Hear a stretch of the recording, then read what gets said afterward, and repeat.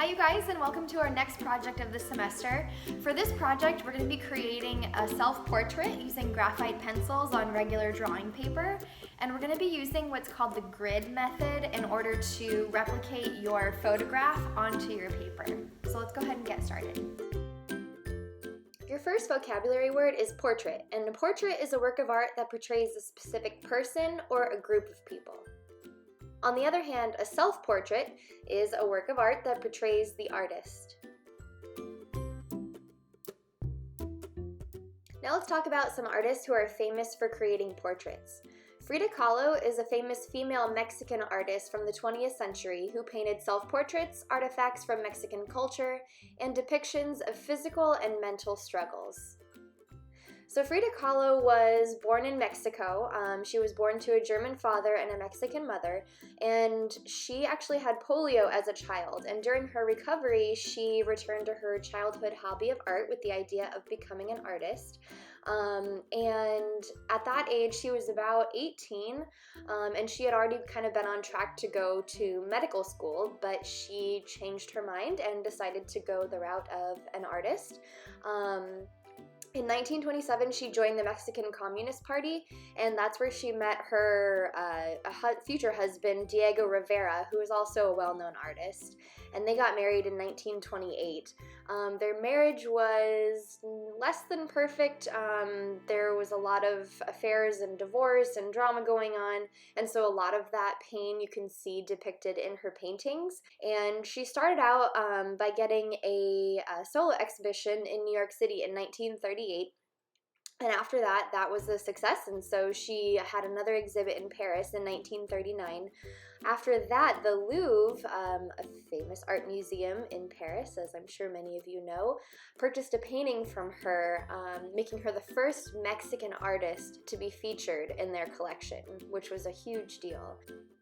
Now let's talk about an artist who is still alive today, and his name is Kehinde Wiley, and he's about 40 years old. He is a contemporary New York City-based portrait painter known for his highly naturalistic paintings of African Americans. So Kehinde Wiley has actually had work featured in the Phoenix Art Museum. I believe it's still there, so I highly recommend that you guys go check that out. But he is basically known for his heroic portraits that address the image and status of young African American men in contemporary culture. So when he was younger, he came from South Central Los Angeles, which is one of the toughest neighborhoods in the area. His mother was aware of his artistic talent, and so she enrolled him in art classes in the area that he excelled at and he enjoyed. And so he went on to receive a Bachelor of Fine Arts from the San Francisco Art Institute in 2001. And his inspiration came from actually seeing portraits of famous, rich white men in museums as he was studying art. And he noticed that they were always depicted in such grandeur, and they always were, beside their most valuable possessions. And so when he saw these portraits of rich, wealthy white men, it just wasn't something that he could relate to. He felt alienated. And so in his research, he realized that the paintings of wealthy people were purposefully distorted.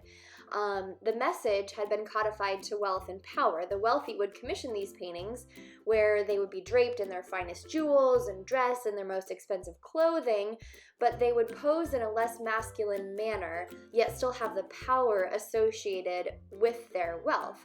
So he took this idea and made it his own and started to portray hip-hop artists with these elegant, classical, very traditional backgrounds that you might see in a museum.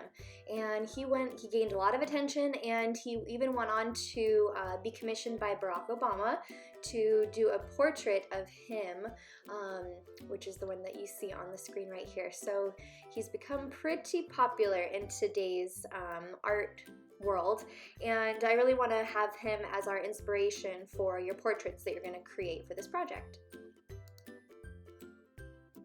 Now let's go over some more vocabulary that has to do with your technique for this project.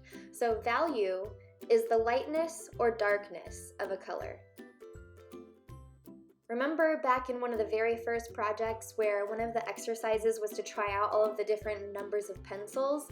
So keep in mind how dark or light the pencils are according to those numbers and letters so that you can create the right values for your portrait. Now let's talk about value scale. So value scale is a system of organizing values ranging from white to black with a number of shades in between. Making your own value scale is going to be the first exercise for this unit. So keep in mind you're going to need a variety of pencils in order to get that soft gradient from dark to light.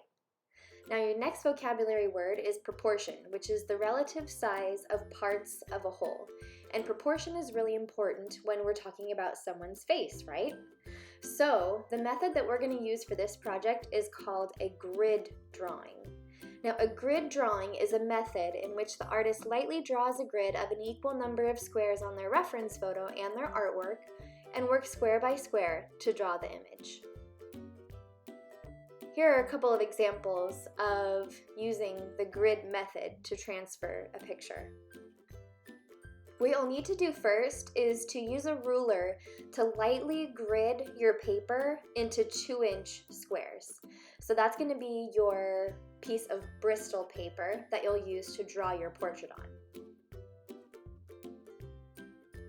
The next step is going to be to print your photograph, and then you're going to grid that photograph into 1-inch squares. After you have both your paper and your photograph gridded, you're going to work square by square to draw the image.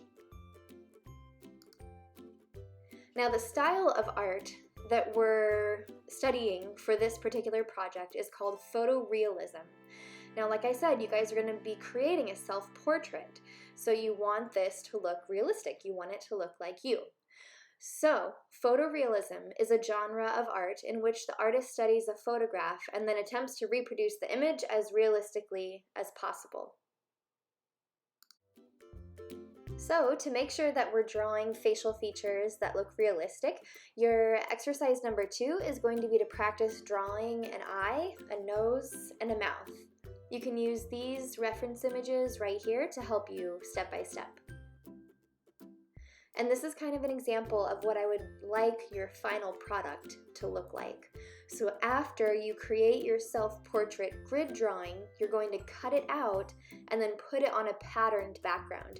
You could print the pattern out from the computer, or you could make your own pattern. You could bring in your own pattern, such as a map or a book page or a piece of wallpaper or fabric. You can put your portrait on whatever kind of background you would like for it to be, but it should be something patterned, something that kind of reflects your personality a little bit. And your last vocabulary word is collage.